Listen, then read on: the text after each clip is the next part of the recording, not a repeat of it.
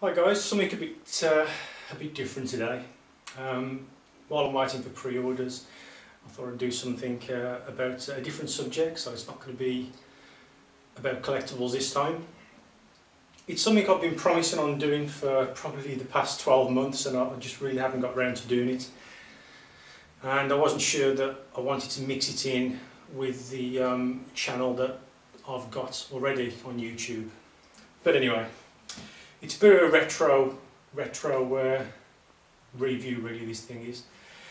So it's going back to Christmas of 1979.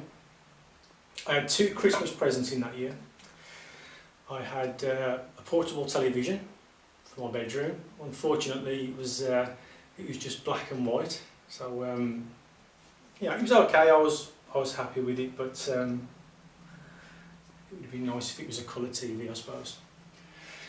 And the other gift that I got that year for Christmas in 1979 was this. Hopefully I haven't got too much glare on that.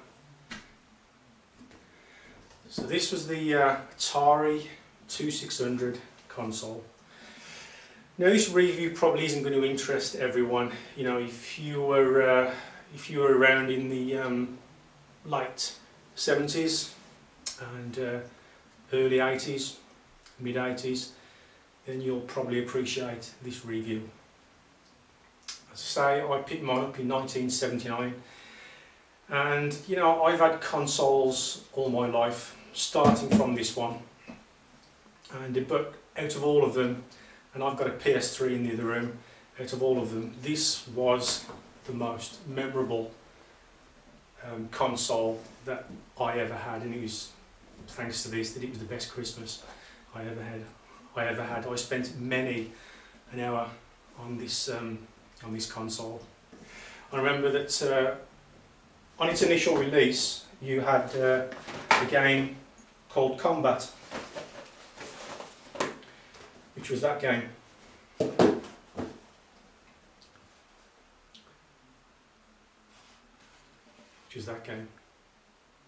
And it was pretty good. It's got, as you can see there, it's got 27 games, although that was a bit of a fib, because anyone who knows Atari will know that it tended to be a variation on the games that were already installed. So, I mean, it may have been faster moving bullets, or more ships, or less ships, but there really wasn't 27 games. It was just slight variations. It may have been invisible vehicles that you were trying to fire on. It was things like that really. But that was the initial game when the Atari was released, and this was packaged inside the box. You got this cartridge with it, and really Atari hit the nail on the head when they made this console, because it was really on the back of some big multi-million-dollar movies at the cinemas that had been released at about around that time. The console itself, it made its first appearance in 1977. I'd say one was 79.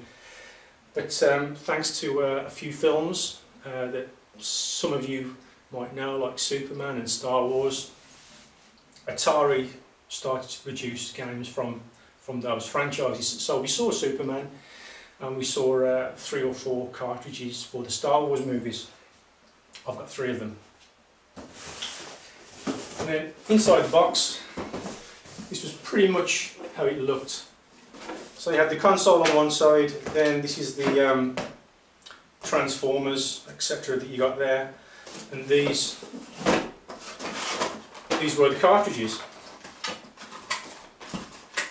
And these came in these kind of almost like made up cardboard boxes, which sort of held them into place. It was quite crude really at the time, but I mean, you've got to remember this is the 70s, so that was as good as what it got.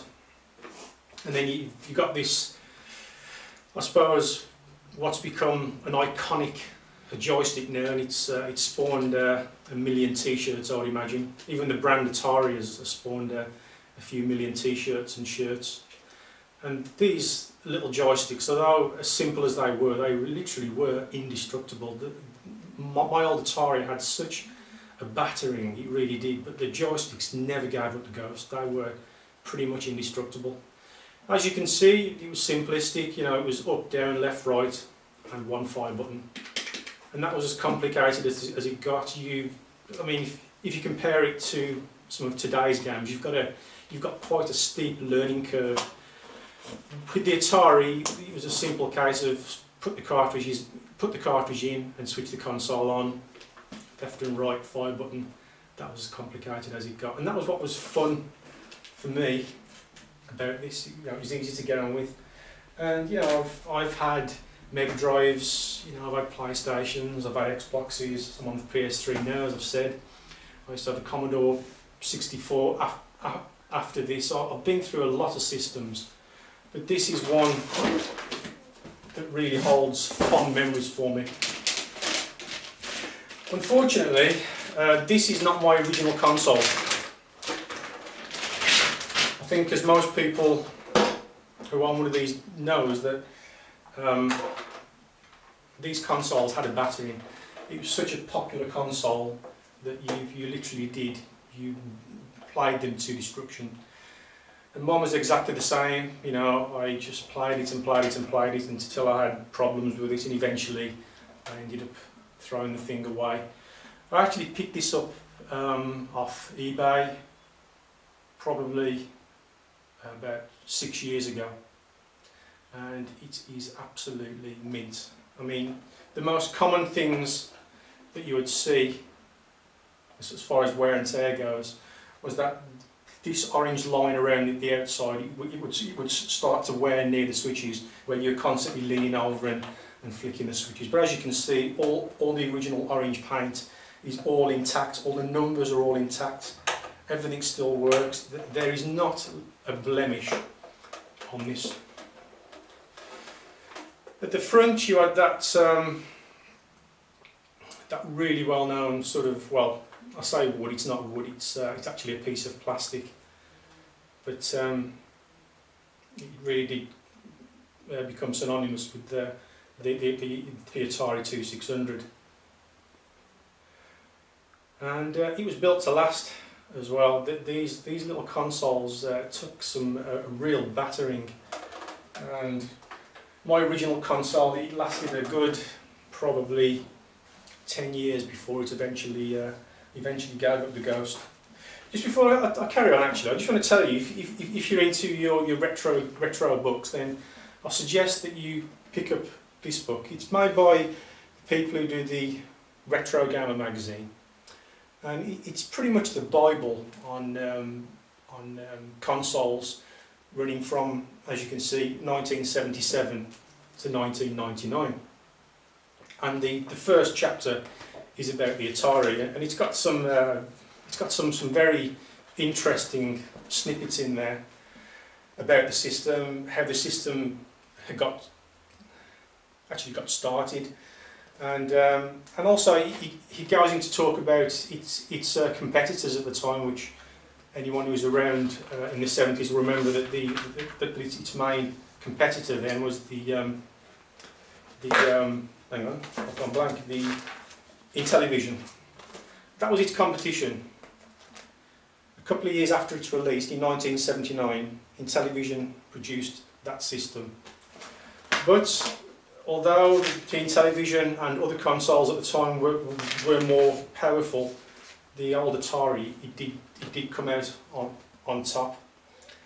And it ran from its 1977 release date up until about I think the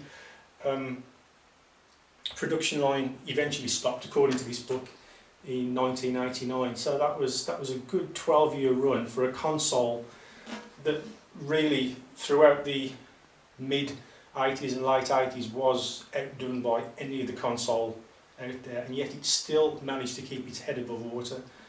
So, you know, one of those consoles that it was close to people's hearts, and the games were just fun. There was nothing complicated about them. You just go on with them. I'll just show you a few of the games I've got. In fact, I've got more, but do you think I can find them? Obviously, I moved house a few months ago, and I've tried to find as many as I can. This is Centipede. Now this is a game that I didn't originally own in the day, back in the 70s, in the 80s, but it is, by most people's standards, one of the all-time classics. And if you really wanted to make the most of Centipede, then you would pick up, like I have, a trackball. Now, what I've tried to do is build up a small collection. It's a collection that I haven't built on in recent months now, and I'm probably not going to add any more additions to it. The whole idea of buying this console was a personal thing, and it was a bit of you know, I had happy memories with it. So the idea was to get the games that I originally owned, plus a few others that I knew about that I probably played on friends' consoles as well. So, and that's pretty much what I've done. So I've got probably about 20 games or so. But also I wanted to pick up some of the more rare accessories. Now this isn't really classed as rare, but this was the trackball that you would use with Centipede. Now I've never even plugged this in. This was picked up, I believe, I picked this up from eBay in the US. So it's come a long way. It's actually sealed. This is still sealed. I mean, this is from 1983. So this is like, my maths is crap, 30 years old, nearly 29 years old, something like that. 29 years old, and it's still sealed in the box, never been opened. The flaps are still closed. So, you know, anyone who's a Balmy Centipede fan, you would pick that up. The other thing that I picked up, I can take this out of the box in fact, was, and these were more rare, rather than the standard joystick.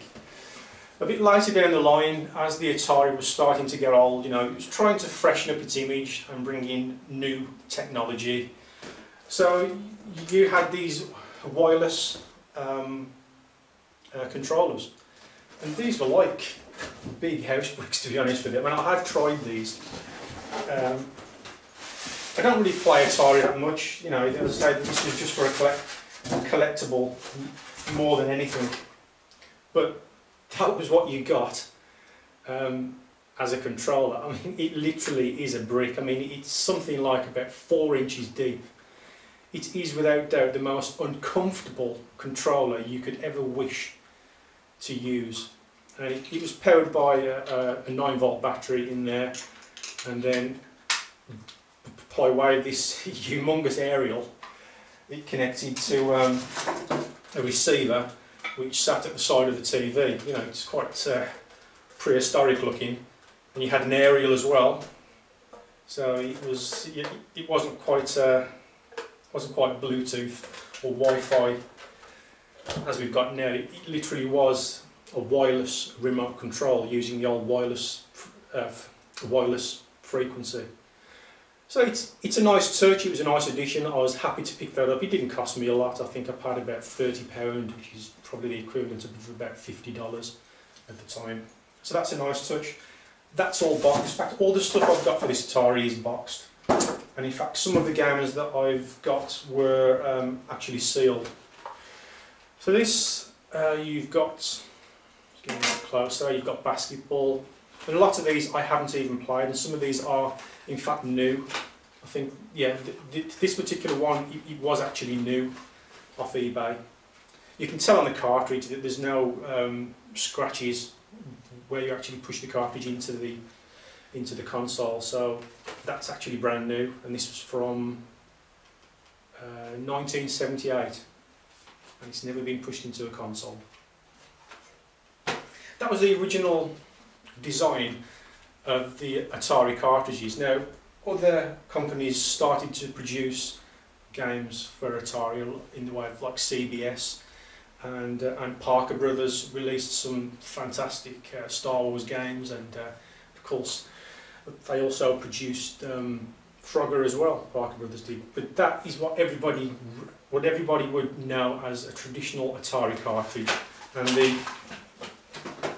what you got inside was just a simple black cartridge like that.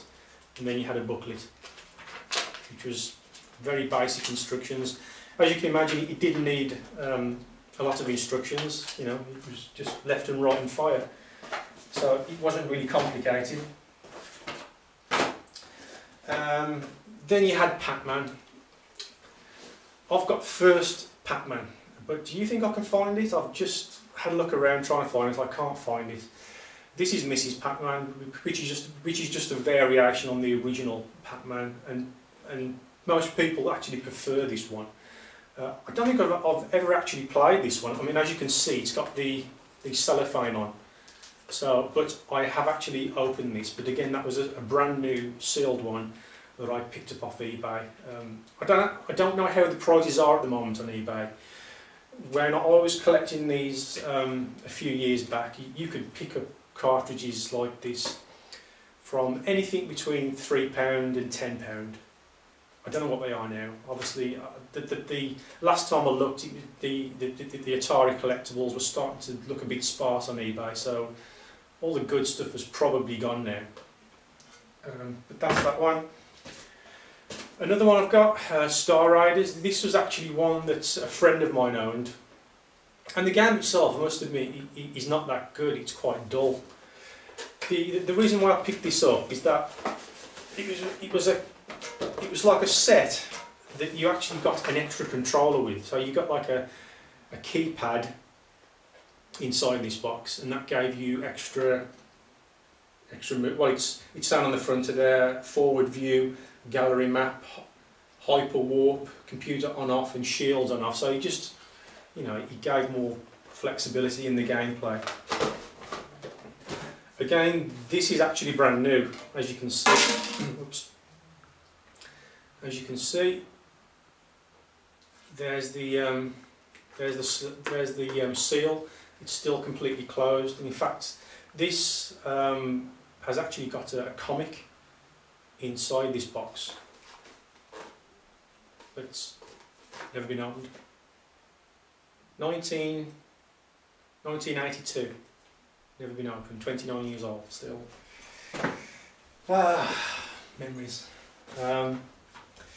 Yeah, this was a real favourite of mine. I loved Phoenix in the arcades, and when they released it on the Atari, it was just absolutely fantastic. It didn't quite have the same graphic capability as the arcade games, but it came pretty damn close, and it had just as much fun as the arcade game. Sorry if I keep getting glare off the windows here. Don't know whether you might be able to see. There's actually a picture of the game on there. Excellent game. And then we have Missile Command. Missile Command, am I thinking right that this was a bit like a Polaris game? I'm just trying to remember now. Again, it's one of these where it's sealed. It's brand new. This is from 1980, so this one is 30 years old. Oh, my legs are going to sleep. This is 30 years old. It's still sealed, and you know, a general blaster game. I think the Missile Command was one of the more popular games of its time. It wasn't actually one that I owned. Again, it was one that I used to play at a friend's house. That's that one. Then we had quite a well-known game called Galaxian, which is a bit like a Space Invader idea. Again, it's still got the cellophane on. What I've actually done is cut the cellophane off the top and opened the box. But and you know, some people are saying, "Well, why the hell do you want to open it? You know, you shouldn't open it. You should keep it sealed." But you know, I want to open things. I want to feel things. You know, I don't want to keep things boxed up. You know, I'm not here forever, and I want to touch and feel things, you know. So it's been opened, but hey, life's too short. Breakout. Very straightforward. You had bricks across the top of the screen, and then you had a paddle or a bat at the bottom, and the ball bounced, hit the wall, and then you had to hit it with the bat at the bottom and hit it back to the wall until you'd until you'd knocked out all the pieces of the wall, and then it started again and got a little bit harder. That's Breakout. That one has been played. I have actually played that one. This one I've never played. I have opened the box. It was originally sealed, but I have opened it. That's Super Breakout, which from the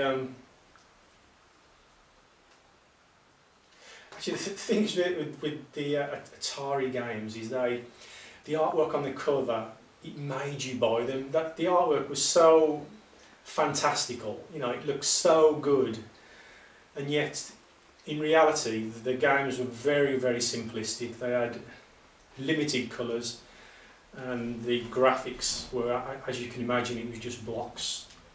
It was very simplistic, but the artwork, you know, you wanted to own that. You know, you've got a spaceman on there who seems to be playing tennis in space. But anyway, that's that one. This is a US import. It was released here in the UK, but again, it was one that I never picked up. Battlezone. I did play this in the arcades, and it is a very good game. This is a tough game. I have plugged this one in. It was sealed, but I have owned it, and it's a tough game. So I lost interest and unplugged it. This was a classic example of the artwork. You know, it looked something special. This was a game that I owned, and as a kid that was probably 10 years old, you know, I saw that picture on there thinking, wow, fast cars, it's super futuristic. And then in reality, Slot Racers was probably the most boring, dull games that you could ever wish to play on the Atari. It was absolutely crap. Actually, I was reading this earlier. It's quite interesting. This is. I don't know whether I can pick it up, but at the bottom of there, and this is going back to 1978 now, so this cartridge is 32 years old, but at the bottom of the box it's actually giving you prices there for a warranty of your console. So for the console, to warranty your console for a year is £36, and to warranty a game cartridge, if you wanted to, was £6, and then if you wanted to insure a joystick, it was £5. And they just printed that on the box, you know. Quite strange. It was of its time. Now this is a game. This is a game. Asteroids, and everybody at the time in the 70s and 80s will remember Asteroids, and it was a vector-based graphics game. So it was just lines. All the asteroids were made up of lines, and the little ship was a triangular shape.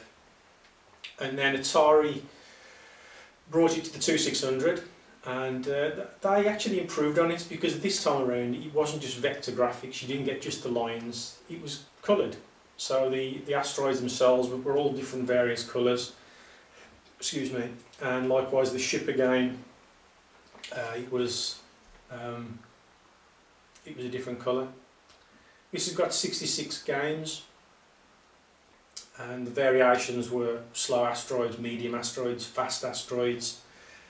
There were games where you had shield, or you had hyperdrive. You know, it was just very, very subtle differences on the original gameplay. But you saw 66, you thought, wow, 66 games, that's incredible. But in reality, there was not much of a difference, to be honest with you. Top game Asteroids. This is E.T. In fact, I was only reading about this morning in that book that I've just mentioned to you, and apparently this was to be released in line with the film release, which was 1992, and the film producers came to Atari and said, look, we want you to produce a game for us, and which is the good news, but the bad news is you've only got 2 months to produce it. unbelievable. So Atari had to go out, produce a game in 2 months, write the software, make the cartridges, put them on the shelves in 2 months, ready for the release of the film. And for that reason, E.T. unfortunately turned out to be only an average game. People say it is absolutely rubbish, but you know, I think that's a bit unfair. It does have some redeeming qualities.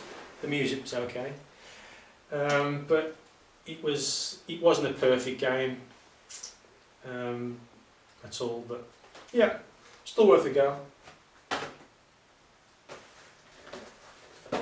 And then, now this was the cartridge that kept Atari above the rest of the consoles. As I say, it was getting competition from Intellivision at the time, which was a 16-bit console, and the Atari, in fact, was only, I think, an 8-bit console. So although the newer systems out at the time were more powerful, it was Atari that released Taito's magical Space Invaders, which, you know, a few years earlier had just stormed the arcades.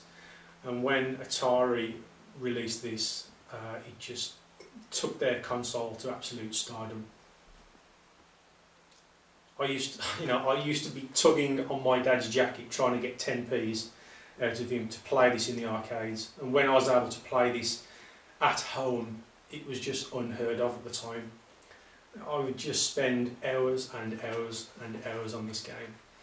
As you can see, you know, it's boasting 112 games. That consisted of anyone who doesn't know Star Wars, you have a bunch of Star Wars across the top, and they're firing down on top of you, and then there's a ship at the bottom which basically moves left to right, and you have to avoid the bullets and shoot the invaders above. A straightforward shooter from the 70s and 80s. The 112 variations were, you might have an extra wide ship at the bottom firing up, which made it difficult for you because they got an easier target. You had like the bunkers, which were just above you, and sometimes they would be moving, or sometimes the other variations would be the invaders would be invisible, which seems completely crazy. You're trying to fire at something that you can't see, but that was one of the variations. Then you had zigzag bullets, you have slow moving bullets, fast moving bullets, you get the idea. And then there was combinations of all those on top of that, which eventually squeezed out 112 variations of exactly the same game. When you completed the game, obviously if you imagine a PS3 game or an Xbox game, you know, that we've been playing for the past few years now, if you completed that game, you would be lavished in a glorious video, CGI video, you know, as a congratulations that you finished with this. In those days, with the old Atari games, you never got that. You never got any congratulations. All that happened is that when the score reached 99,999, it reset back to 0. So your accomplishment was the fact that you'd clocked the system and it goes back to 0. That was as good as it got, but you know, it was still great fun. I've got a slightly newer version of that. It's exactly the same game, it's just slightly different packaging. But for me, the classic Atari packaging, which is what you've got, is what I prefer. And this was the instructions that you got inside that one. Then you sometimes got the Atari catalogue, and basically this is what showed you about new games that were coming up, or games that were available.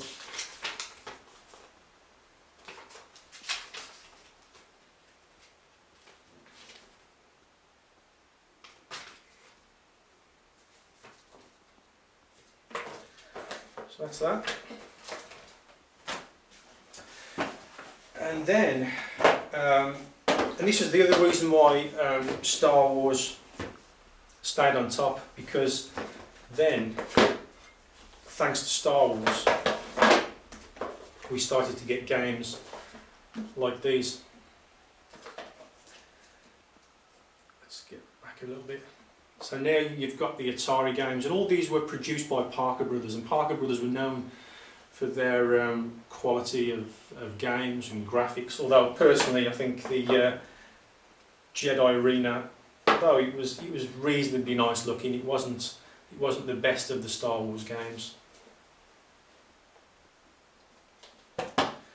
You've got Return of the Jedi, the Death Star battle. My legs are going to sleep. The Death Star battle. I don't think I've actually ever played this. I never owned this one as a kid. It's just one I've picked up because I wanted the Star Wars games for the Atari. But the one that everybody loved had to be The Empire Strikes Back. This was the Star Wars game for the Atari. You had the Imperial Walkers, and you had to fly your ship around the Imperial Walkers and shoot at them and wrap the rope around their legs, and eventually they would topple. It was just a fun game, and because it was flying on the back of the Empire Strikes Back movie, you know, everyone was in the mood for all things Star Wars, so it was enjoyable. And then things started to get really good then with Parker Brothers when you had Pac-Man. Now, I believe on some of the later cartridges that there was extra technology built into the cartridges to improve the graphic performance of these cartridges. So you had more colours, there was a bit more detail in the games. But Frogger, it's just one of those classic games that most people of my age or thereabouts are going to remember.